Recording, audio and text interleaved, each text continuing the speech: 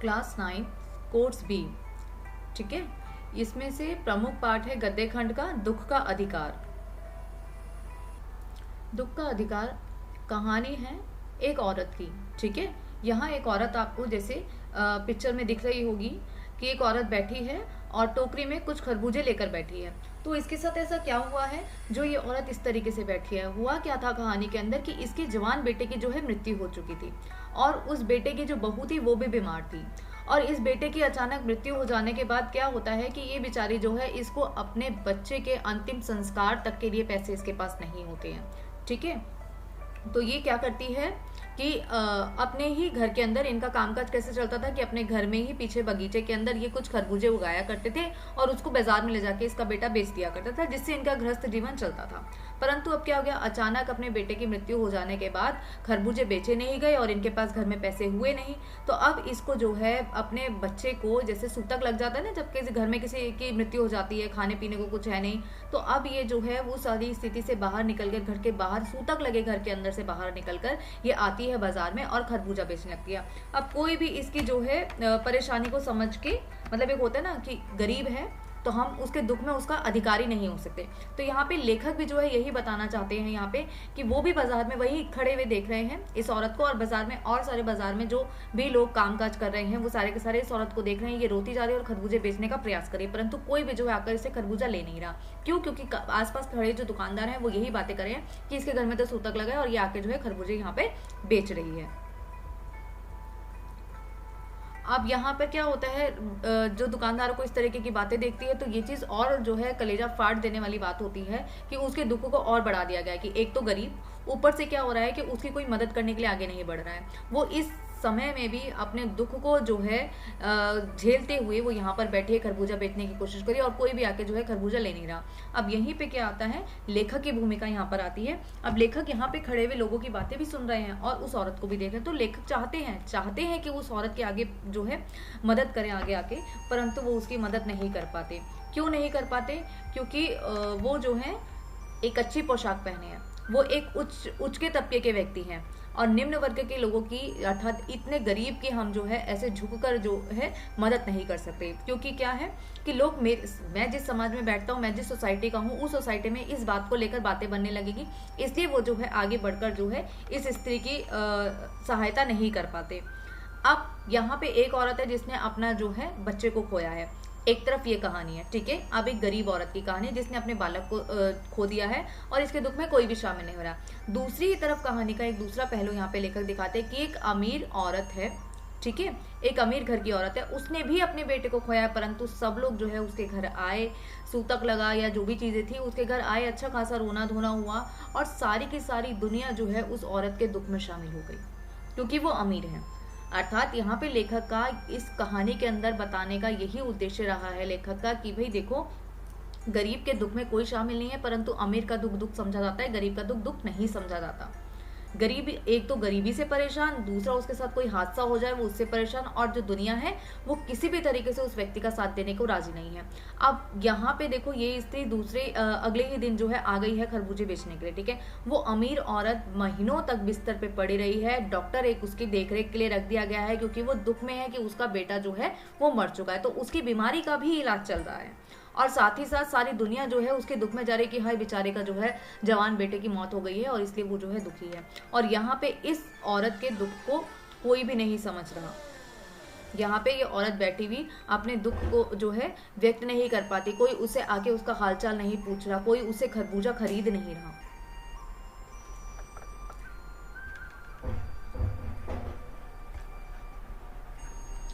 हाँ, कहानी का जो है अब व्याख्यान कर लेते हैं।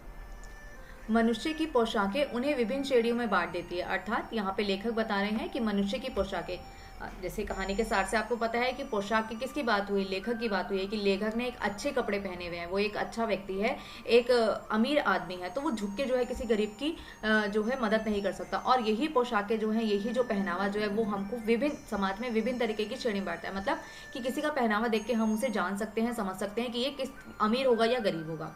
सीधी सी बात यह कि हम अमीर और गरीब लोगों को जानने की कोशिश कर ले, पहचान जाते हैं उनके कपड़ों को देखकर।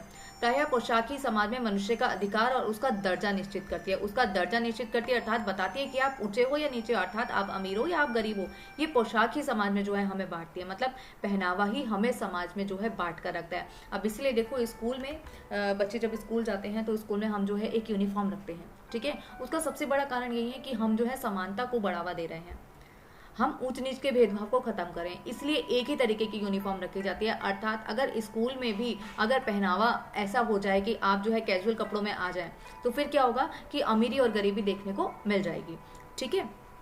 ये हमारे लिए अनेक बंद दरवाजे खोल देती है। अब ये अमीरी जो है हमारे लिए, आपने अच्छे कपड़े पहन रखे तो अनेक सारे बंद दरवाजे हमारे लिए खोल देगी, परंतु कभी ऐसी भी परिस्थिति आ जाती है कि हम जरा नीचे झुककर समाज की निचली श्रेणियों की अनुभूति को समझना चाहते हैं, ठीक है। परंतु क्या होता है, देखो अब अमीर हैं, मैंने अच्छे खासे कपड़े पहन रखे हैं तो मैं कहीं पे भी जा सकता हूँ, मेरे लिए दरवाजे खुले हैं क्योंकि मैं एक अमीर आदमी हूँ। वैसे ही कोई गरीब है, अब मान लो किसी होटल के बाहर कुछ बच्चे अगर खड़े हुए हैं, दरवाजे तक पहुंच जाएंगे तो उसको मार के डांट के भगा दिया जाएगा, ठीक है। क्यों? क्योंकि उसने पहनावा अच्छा नहीं पहना है, क्योंकि वो गरीब है। तो ऐसे ही लेखक यहाँ पे बताते हैं कि भाई हमारे लिए बहुत सारे दरवाजे तो खुल जाते हैं, परंतु यही पहनावा क्या करता है, हमको कई बार हम एक गरीब की मतलब नीचे झुककर समाज में निचले तबले पे आते हैं। मतलब जैसे ये औरत है, ये यहाँ पर बैठी है, निचले तबके की है, मतलब इस औरत की जो है इसको समझना चाहते हैं, इसकी मदद करना चाहते हैं, परंतु हम क्या करते हैं, क्योंकि मैंने एक अच्छी पोशाक पहन रखी है तो मैं उठकर आगे बढ़कर झुककर इस औरत की मदद नहीं कर सकता। क्यों? क्योंकि मैंने एक अच्छी पोशाक पहन रखी, मैं एक अच्छा आदमी हूँ, मैं एक अमीर आदमी हूँ। तो यहाँ पे लेकर यही पोशाकों के फर्क को बता देते हैं कि पोशाक जहाँ एक तरफ हमारे लिए बहुत सारे अच्छे दरवाजे खोल देते हैं, तो वहीं दूसरी और क्या होता है कि हम ऐसे झुककर किसी गरीब की मदद तक नहीं कर पाते। वो भी कारण क्या है, केवल इस पोशाक के कारण। देखो ऐसा नहीं है कि बड़े लोग जो हैं, अमीर व्यक्ति जो हैं, वो गरीबों की मदद नहीं करते, मदद करते हैं, परंतु अधिकतर लोग जो हैं झुकना पसंद नहीं करते। गरीब की मदद सब नहीं करते, 100 में से कोई एक आदमी आके जो है गरीब की मदद कर लेगा, उसको इन सब चीज़ों से फर्क नहीं पड़ता कि दुनिया क्या बातें कर रही है। परंतु ये भी तो सोचो कि जहाँ दुनिया आपके लिए ये बातें कर रही है कि आप झुककर जो है किसी गरीब की मदद कर रहे हो, ठीक है, सोसाइटी में आपके लिए जो है गलत बातें कही जाएंगी, पर यही काम अगर आप ना छोड़ो तो वही सोसाइटी आपकी वाहवाही करने से भी पीछे नहीं हटेगी। उस समय यह पोशाक ही बंधन और अड़चन बन जाती है। अर्थात जब आप झुककर किसी की मदद नहीं कर पाते तो यही पोशाक हमारे लिए बंधन पड़ जाती है, मतलब हम एक बंधन में बंध जाते हैं, हम अड़ जाते हैं, मतलब अकड़ जाते हैं, वहां पे एक अड़चन आ जाती है हमारे उस काम में आगे बढ़ने में। जैसे वायु की लहरें कटी हुई पतंग को सहसा भूमि पर गिर जाने देती है, उसी तरह खास परिस्थितियों में पोशाक हमें झुक सकने से रोके रहती है, ठीक है। अर्थात क्या हुआ है कि एक वायु से, ठीक है, कोई एक कटी हुई पतंग है और क्या हो रहा है कि कटी हुई पतंग को सहसा भूमि पर नहीं गिर जाने देती। एक वायु है, ठीक है, हवा है, और जो पतंग उड़ रही है हवा के अंदर, वो क्या होता है, हवा है तभी वो धीरे धीरे धीरे धीरे पतंग को जो है नीचे गिराएगी, और वही हवा जो है वो पतंग को आसमान में उड़ाए रखती है। तो यहाँ लेखक ये बताना चाहते हैं कि जैसे एक कटी हुई पतंग भी, ठीक है, भूमि पर एकदम से नहीं गिरती है, वो धीरे धीरे जमीन पर आती है, उसी तरह से खास परिस्थितियों में हमारी पोशाक भी हमें झुकने नहीं देती, हम झुककर उसकी मदद नहीं कर सकते। बाजार में फुटपाथ पर कुछ खरबूजे डालिया में और जमीन पर बिक्री के लिए रखे जान पड़ते थे। अर्थात जैसा कि इस चित्र में दिखाया गया है कि औरत बैठी है यहाँ पे जमीन पे और एक टोकरी है, ठीक है, इस टोकरी के अंदर उसने कुछ खरबूजे रखे हुए हैं और जमीन पर भी कुछ खरबूजे जो हैं वो गिरे हुए हैं। अब यहाँ जो डालिया लिखा है ये है टोकरी, ठीक है, कुछ जमीन पर बिक्री के लिए रखे जान पड़ते हैं। खरबूजों के समीप एक अधेड़ उम्र की औरत बैठी रो रही है। अधेड़ उम्र की अर्थात अधिक उम्र की, ठीक है, ढलती उम्र की, ज्यादा उम्र वाली औरत जो है बैठी रो रही है, कारण आपको पता ही है। खरबूजे बिक्री के लिए थे, परंतु उन्हें खरीदने के लिए कोई कैसे आगे बढ़ता, कोई कैसे आगे करता। प्रश्नवाचक शैली है, प्रश्न लगा है यहाँ पर कि अब यहाँ पे सीधा समाज पर ही प्रश्न किया गया है कि कोई कैसे बढ़ जाता इन खरबूजों को खरीदने के लिए, क्यों कोई आगे बढ़ता। खरबूजे को बेचने वाली तो कपड़े से मुंह छिपाए सिर को घुटनों में रखे फड़क कर रो रही है। अब जो खरबूजे बेचने वाली है, एक तो वो रो रही है, भाई हमारे पास बहुत सारे काम होते हैं, अगर हम बाजार में जाते हैं तो हम ऐसी दुकान से तो बिल्कुल भी कुछ नहीं लेने वाले जहाँ पे वो औरत जो है बैठी हुई रो रही है जोर जोर से, तो हम क्या करेंगे, हम तो उसके पास नहीं जाएंगे ना, क्योंकि हमारे पास और भी काम है। तो यहाँ पर क्या है कि एक अधेड़ उम्र की औरत जो है यहाँ पर रो रही है और जो है सिर को अपने मुँह पे छुपाए हुए है, ठीक है, फफक कर रो रही है।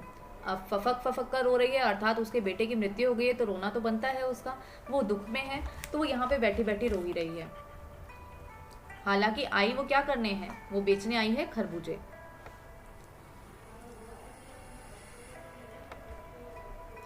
पड़ोस की दुकानों के तख्तों पर बैठे या बाजारों में खड़े लोग घृणा से उस स्त्री के संबंध में बातें कर रहे हैं। अब देखो यहाँ शब्द का प्रयोग किया गया है घृणा। घृणा शब्द का प्रयोग करने का क्या कारण है, क्यों हम उस स्त्री से घृणा कर रहे हैं? भाई वो तो रो ही रही है ना, हम उसकी वाहवाही नहीं कर रहे हैं, हम उसकी हिम्मत की दात नहीं दे रहे हैं, हम उसकी बुराई कर रहे हैं, क्योंकि समाज यही है, वो बुराई देखता है। क्योंकि बुराई करने वाले जमाने में बहुत सारे लोग मिल जाएंगे, पर बड़ाई करने वाला एक मिलेगा, और उसके साथी नहीं बनेंगे, बुराई करने वाले के साथी संगी सब बन जाएंगे। तो यहाँ पे उस स्त्री को बाजार में खड़े हुए जो लोग हैं वो देखकर घृणा से उस स्त्री के संबंध में बातें कर रहे हैं। अब क्या बातें कर रहे हैं वो बताते हैं लेखक, कि उस स्त्री का रोना देखकर मन में एक व्यथा सी उठी, अर्थात एक दुख, एक पीड़ा सी उठी। पर उसके रोने का कारण जानने का उपाय क्या था? परंतु अब यहाँ पे लेखक अपनी बात करें, लोग तो यहाँ पे उस स्त्री की तरफ जो है घृणा से देख रहे हैं, पर लेखक यहाँ पे बता रहे हैं कि भाई मैं उस स्त्री को देख रहा हूँ और उसकी व्यथा से जो है, मतलब कोई रो रहा है अगर बिलक बिलक के, तो अपने भी आंखों में जो है कहीं ना कहीं एक उबासी सी आ जाती है, ठीक है, जो आर्द्रता आ जाती है, अर्थात आंसू आ जाते हैं, हम भी रुआसे से हो जाते हैं कि पता नहीं क्या क्या हो गया है इसको, क्यों ये इतना रो रही है। परंतु उसके रोने का उपाय मैं कैसे जानूँ, मैं कैसे जान जाऊँ कि भाई वो रो क्यों रही है, उसका कारण क्या है, किस लिए वो रो रही है।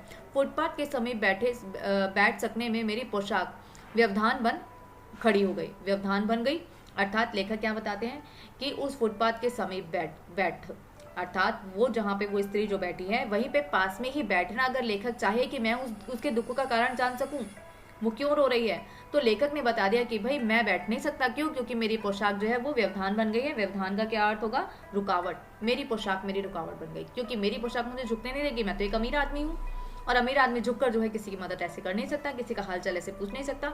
तो मेरी पोशाक जो है वो यहाँ पर क्या हो गई है कि मेरे लिए जो है रुकावट पैदा कर दी है इसने, कि मैं इस स्त्री का पूछ नहीं सकता। अब देखो लेखक यहाँ पर है, बहुत सारे लोग हैं जो यहाँ पे घृणा से इस औरत को देख रहे हैं, वही बाजार में खड़े बहुत सारे जो दुकानदार हैं वो भी, तो सब लोग इस आदमी की अर्थात लेखक की भी बातें बनाने लगेंगे अगर लेखक ने झुक के जो है उस स्त्री का हाल पूछ लिया तो। इसलिए लेखक भी जो है झुके नहीं, क्योंकि उसने एक अच्छी पोशाक पहन रखी। एक आदमी ने घृणा से एक तरफ थूकते हुए कहा, क्या जमाना है जनाब, लड़के को मरे पूरा दिन नहीं बीता और ये बेहया दुकान लगा बैठी है, बेहया दुकान लगा बैठी है। भाई आपके पिताजी उसको पैसे देकर चले गए थे, जो आप उसके लिए इस तरीके के शब्दों का प्रयोग कर रहे हो, तो देखो किसी में दया नहीं है, ठीक है, किसी में कोई सहानुभूति नहीं है। लोग किस तरीके की बातें कर रहे हैं, वो उस स्त्री को वो दुकानदार बेहया कह रहा है कि इसका देखो कि इसका एक दिन भी पूरा नहीं हुआ इसके बेटे को मरे हुए, और ये यहाँ पर आकर दुकान पे सामान बेचने के लिए बैठ गई है। दूसरे साहब अपनी दाढ़ी खुजलाते हैं, मतलब मैंने कहा था ना कि बुराई के संगी सभी हैं, तो यहाँ पे सभी बुराई करने लग रहे हैं। अब एक दाढ़ी खुजाते हुए कहते हैं एक आदमी, अरे जैसी नीयत होती है अल्लाह भी वैसा ही बरकत देता है। अर्थात यहाँ पे उसने उसकी नीयत पर उंगली उठा दी। एक तो उसका जो है पति मर गया, उसका जो है बेटा मर गया है, और उसकी नीयत पर जो है ये सवाल उठा रहे हैं। अब नीयत पर क्या सवाल उठा रहे हैं ये, कि भाई इसकी नीयत ही खराब है, तभी तो अल्लाह ने क्या किया है, इसको इस तरीके का दुख दी।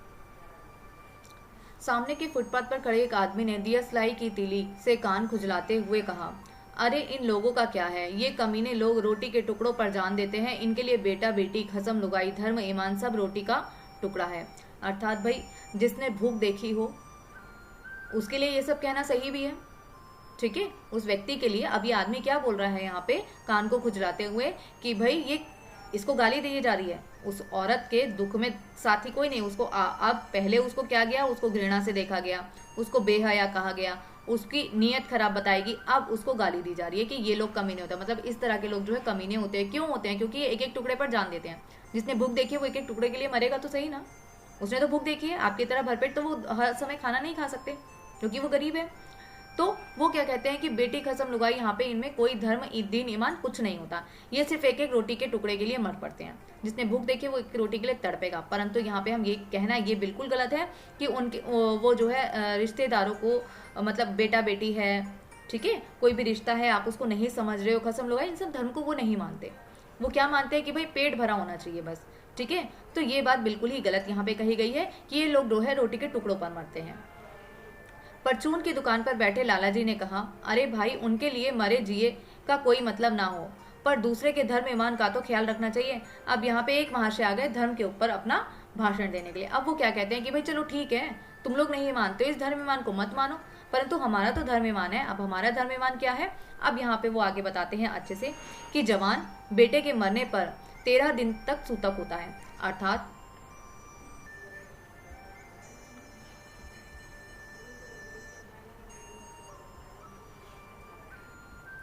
13 दिन का सूतक होता है, अर्थात 13वीं तक जो है कोई भी यहाँ पे शुभ कार्य नहीं किया जाता, ना ही कोई बाहर बाहर जाता है। तो इस तरीके का सूतक जो है, अगर किसी के घर में कोई मृत्यु हो जाती है तो इस तरीके का सूतक लग जाता है। तो यहाँ पे ये महाशय बताते हैं कि भाई जवान बेटे के मरने में 13 दिन तक का सूतक होता है, और यह सड़क पर बाजार में आकर खरबूजे बेचने के लिए बैठ गई है। मतलब वो ये नहीं सोच रहे कि इसके खरबूजे बेचने का कारण क्या है, वो केवल ये सोच रहे हैं कि भाई सूतक लगा हुआ है तो कम से कम दूसरों के धर्म का तो ख्याल रखो, तुम तो बाहर आ गई हो बेशर्मों की तरह। 1000 आदमी आते जाते हैं, कोई क्या जानता है कि इस घर में कि इसके घर में सूतक है। कोई इसके खरबूजे खा ले तो ईमान धर्म कैसा रहेगा, क्या अंधेर है। अर्थात अब वो क्या बात बताते हैं कि भाई अगर इसकी दुकान से लेकर कोई खरबूजा खा जाएगा तो क्या होगा, उसका धर्म जो है वो भ्रष्ट हो जाएगा, उसका दीन ईमान खत्म हो जाएगा। क्योंकि भाई जिसके घर में सूतक है उसके घर से कोई चीज़ ले ही नहीं जाती है, ठीक है। और बाजार में इतने सारे लोग हैं, किसी को क्या पता उसके घर में क्या चल रहा है क्या नहीं चल रहा, उसके साथ क्या हुआ है, किसी को कुछ नहीं पता। तो यहाँ पे इसलिए ये लोग बातें बना रहे हैं कि भाई दूसरों का धर्म खराब हो जाएगा अगर इसकी दुकान से अगर कुछ ले लिया गया तो।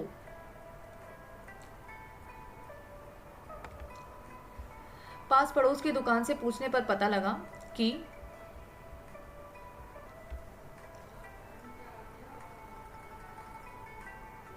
उसका 23 बरस का जवान लड़का था। घर में उसकी बहू और पोता पोती हैं। लड़का शहर के पास 1.5 बीघा भर जमीन में कचियार करके परिवार का निर्वाह करता है। खरबूजों की डालियां बाजार में पहुंचाकर कभी लड़का स्वयं सौदे के पास बैठ जाता था, कभी माँ बैठ जाती थी।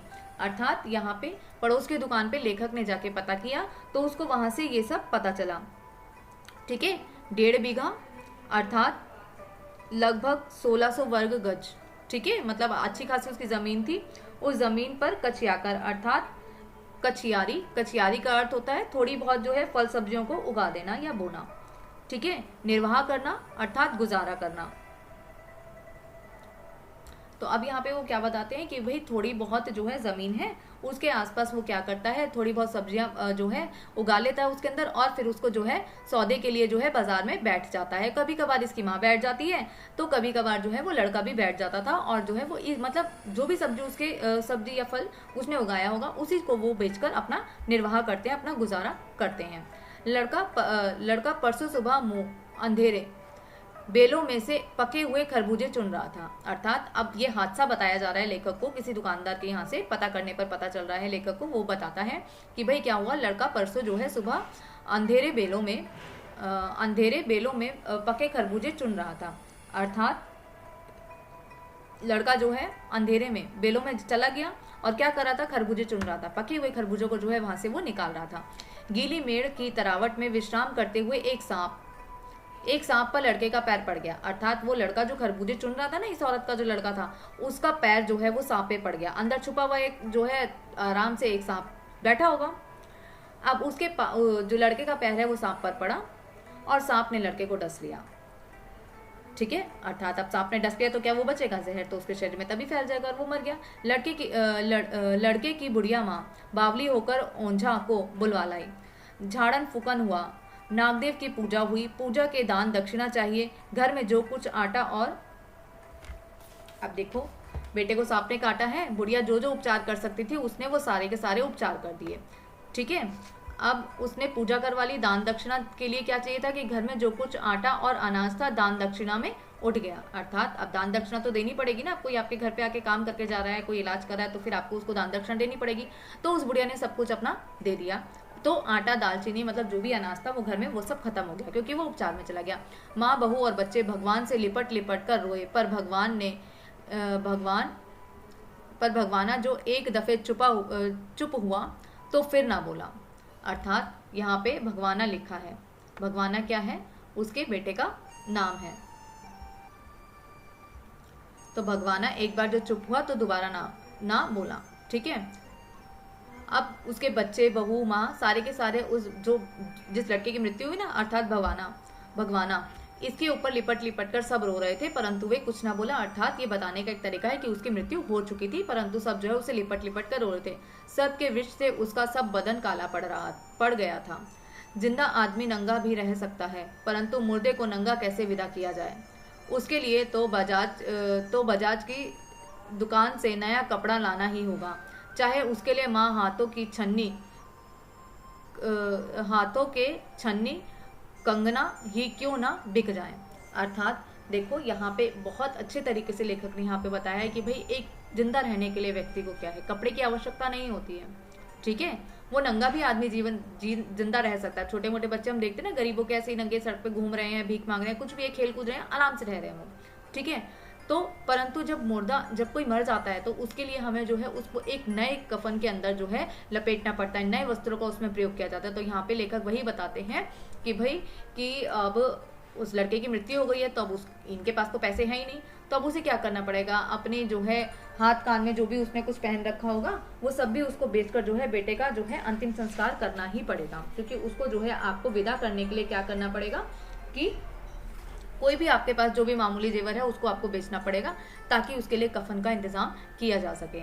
भगवाना परलोक चला गया। घर में जो कुछ चूनी भूसी थी, अर्थात जो भी कुछ थोड़ी बहुत चीजें बची थी, सो उसे विदा करने में चली गई। अर्थात उसके भगवाना के लड़के के अंतिम संस्कार में वो सारी चीजें भी चली गई। बाप नहीं रहा तो क्या, लड़के सुबह उठते ही भूख से बिलबिलाने लगे। अर्थात अब क्या हो गया, बच्चे के पिता तो मर चुके हैं, उसके जो बच्चे थे ना छोटे, ठीक है, अब उन बच्चों को खाने पीने को तो कुछ चाहिए, उसे तो भूख लगेगी, भले ही उसको पता हो कि भाई कि उसके पिता की मृत्यु हो चुकी है, दादी परेशान है, माँ परेशान है, वो रो रही हैं, पर बच्चे को तो भूख लगेगी। तो बच्चा उठते ही जो है भूख से बिलबिलाने लगे। दादी ने उन्हें खाने के लिए खरबूजे दे दिए, लेकिन बहू को क्या देती। बहू का बदन बुखार से तवे की तरह तप रहा था। अब बेटे के बिना बुढ़िया को दुअन्नी चवन्नी भी कौन उधार देता। अर्थात एक बार को तो दे दिया था कोई उधार, बेटे को देखे कि जवान बेटा है, कल को कमाई करके हमारा उधार चुका देगा, परंतु अब ये बुढ़िया क्या करेगी, बुढ़िया को कोई उधार भी ना दे। अब तो बहू को बुखार चढ़ गया है, बच्चे को खरबूजा खाने को दे दिया, अब क्या करे बुढ़िया। बुढ़िया रोते रोते आंखों को पोंछते पोंछते भगवाना के बटोरे हुए खरबूजे डालियों में समेटकर बाजार की ओर चली, और चारा भी क्या था। अर्थात अब देखो बुढ़िया ने क्या किया है, भगवाना जब गया था खरबूजे ही तो तोड़ने गया था ना वो, वहां पे वही खरबूजे टोकरी में थे, तो यहाँ पे जो माँ थी उसकी, भगवाना की माँ थी, इस बुढ़िया ने क्या किया, उनको टोकरी में भरा और चल पड़ी, क्योंकि उसे करना तो पड़ेगा काम। बहू को बुखार चढ़ा हुआ है, बच्चों को भूख लग रही है, कहाँ से करेगी काम, वो कोई उधारी भी नहीं देगा कि कुछ दिन कि एटलीस्ट जब तक सूतक लगा है तब तक वो कुछ काम कर ले, वो कुछ कर ही नहीं सकती थी। बुढ़िया रोते रोते आंखों को पूछते भगवाना के बटे हुए खरबूजे डालियों में समेटकर बाजार की ओर चली, और चारा भी क्या था, उसके पास कोई और रास्ता नहीं था। उसको अगर अपने घर को पालना है तो उसे ये सब कार्य करना पड़ेगा। बुढ़िया खरबूजे बेचने का साहस करके आई थी, परंतु सिर पर चादर लपेटे, सिर को घूंघट में टिकाए हुए फफक फफक कर रो रही थी। अर्थात वो आई तो घर से यही साहस हिम्मत करती थी कि चलो हिम्मत करके मैं जाती हूँ और खरबूजों को बेच देती हूँ, परंतु हिम्मत आखिर बंदा कब तक बांध पाएगा। कल उसके बेटे की मृत्यु हुई और राजू आके जो है क्या करी है, खरबूजे आके बेच रही है। इतनी हिम्मत तो भगवान किसी को भी नहीं देता, तो उस औरत में भी इतनी हिम्मत नहीं है। वो आ तो गई है, परंतु आके यहाँ पे बैठ के वो रोने लगती है। कल जिसका बेटा चल बसा, आज वह बाजार में सौदा बेचने चली है, हाय रे पत्थर दिल। ठीक है, अर्थात लोग इसको क्या समझेंगे कि तो पत्थर दिल होता है, इसके अंदर तो दिल ही नहीं है। क्यों दिल नहीं है, ये तो दिल की जगह पत्थर है, इसके अंदर कोई भाव ही नहीं है, इसके अंदर कोई फीलिंग्स ही नहीं है, इसके अंदर कोई दर्द ही नहीं है। तो जिस व्यक्ति के लिए हम ऐसी धारणा मान लेते हैं उसको हम मानते हैं पत्थर दिल, कि ये पत्थर दिल है। या तो हम यहाँ पर ये भी कह सकते हैं कि ईश्वर का भी कितना पत्थर दिल है कि किसी के ऊपर मतलब इतना भी मेहरबान नहीं है वो कि कम से कम वो अपना दुख तो आराम से मना ले, परंतु भूख की आग जो है के कारण वो अपना दुख भी जो है सही से नहीं मना पाती। आगे, उस पुत्र वियोगनी अर्थात पुत्र के बिना, वियोग में, विरह में, पुत्र वियोगनी के दुख का अंदाजा लगाने के लिए पिछले साल अपने पड़ोस में पुत्र की मृत्यु से दुखी माता की बात सोचने लगा। अर्थात अब लेखक को क्या याद आ गया कि भाई एक बेटे की और मौत हुई थी 1 साल पहले। 1 साल पहले उसके पड़ोस में एक माता की बेटे की मृत्यु हो गई थी। अब वो उसे याद आता है संभ्रांत महिला। संभ्रांत महिला का क्या अर्थ होगा, एक अमीर प्रतिष्ठित सम्मानित महिला। ये तो गरीब औरत थी ना, ये जो बुढ़िया थी ये गरीब थी, खरबूजे बेचने वाली थी, तो इसकी कोई वैल्यू नहीं है। परंतु ये औरत संभ्रांत थी क्योंकि ये अमीर थी, ये समाज में उसका कुछ नाम था, कुछ तबका था, एक प्रतिष्ठित औरत थी ये। पुत्र की मृत्यु के बाद 2.5 मास तक पलंग से उठ ना सकी, अर्थात कि वो कई महीनों तक, ठीक है, करीब करीब 2.5 और कम से कम जो है 2.5 महीने तक वो जो है पलंग पर से उठी नहीं। मतलब उसका दुख इतना बड़ा था कि वो 2.5 महीने तक नहीं उठी। और यहाँ ये औरत दूसरे ही दिन जो है घर से बाहर निकल आई। क्यों निकल आई? क्योंकि भाई इस औरत के पास तो पैसे नहीं थे ना, बुढ़िया के पास पैसे नहीं थे। और यहाँ जो अमीर औरत का पुत्र मरा था, इसके पास तो पैसे थे, तो ये तो 2.5 महीने क्या 2.5 साल तक भी अगर पलंग पे बैठी रहती तो भी इसका कुछ नहीं होता। उन्हें 15-15 मिनट बाद पुत्र वियोग की मूर्छा आ जाती थी। मतलब वो हर एक 15 मिनट में मूर्छित होकर गिर रही थी, वो बेहोश हो जा रही थी, ठीक है। और यहाँ ये औरत देखो कि आके जो है खरबूजे बेच रही है। और मूर्छा ना आने की अवस्था पर आंखों से आंसू ना रुक सकते थे। 2 डॉक्टर हम हरदम सिरहाने बैठे रहते हैं।